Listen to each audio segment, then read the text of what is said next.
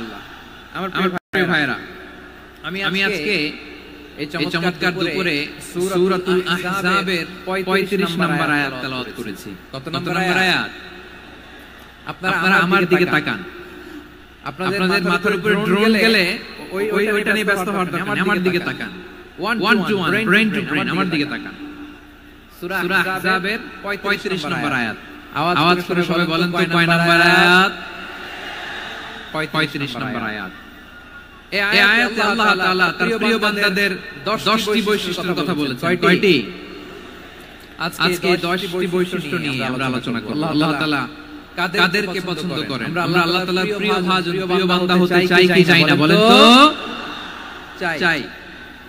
এবং যাদের মধ্যে এই 10টি বৈশিষ্ট্য থাকবে তাদের জন্য আল্লাহ তাআলা ক্ষমা এবং মহা প্রতিদানের ব্যবস্থা রেখেছেন। এই 10টি গুণ যাদের মধ্যে থাকবে তাদের জন্য আল্লাহ তাআলা ক্ষমা এবং মহা প্রতিদানের ঘোষণা দিয়েছেন। সুবহানাল্লাহ বলেন। এবং এই 10টি বৈশিষ্ট্যের মধ্যে ইসলামের মৌলিক যে মূল্যবোধগুলো, মোরালিটি, এথিক্স, এগুলো চলে এসেছে। মৌলিক কথাগুলো দিন ইসলামের প্রায় সকল অনুষঙ্গের সমাবেশ ঘটেছে এই আয়াতে। এবং এই আয়াতে পুরুষের পাশাপাশি নারীদেরকেও আল্লাহ তাআলা স্পেশাল গুরুত্ব দিয়েছেন। সুবহানাল্লাহ বলবেন না? Gender equality in terms of getting rewards, প্রতিদান বা সওয়াব পাওয়ার দিক থেকে ইসলামে নারী পুরুষ সমান। অনেকে বলে ইসলাম নারীদেরকে ঠকিয়েছে, নারী পুরুষ নাকি সমান না। অনেক নারীবাদীরা বলেন, আমি প্রিয় বোনদের বলবো এই আয়াতের দিকে তাকান, সূরা আহজাবের 35 নম্বর আয়াতের দিকে তাকান। এই আয়াতে নারী পুরুষ সমান। সুবহানাল্লাহ বলেন সবাই। Gender equality in terms of getting reward, নেক কাজ করলে সওয়াব পাওয়ার ক্ষেত্রে পুরুষ যেমন নারী তেমন। আল্লাহু আকবার। দান করলে পুরুষের যেমন সওয়াব নারীরও তেমন সওয়াব। রোজা রাখলে পুরুষের যেমন সওয়াব নারীরও তেমন সওয়াব। নাকি পুরুষ রোজা রাখলে বেশি সওয়াব, নারী রোজা রাখলে কম সওয়াব? হ্যাঁ, ব্যাপারটা কি এরকম?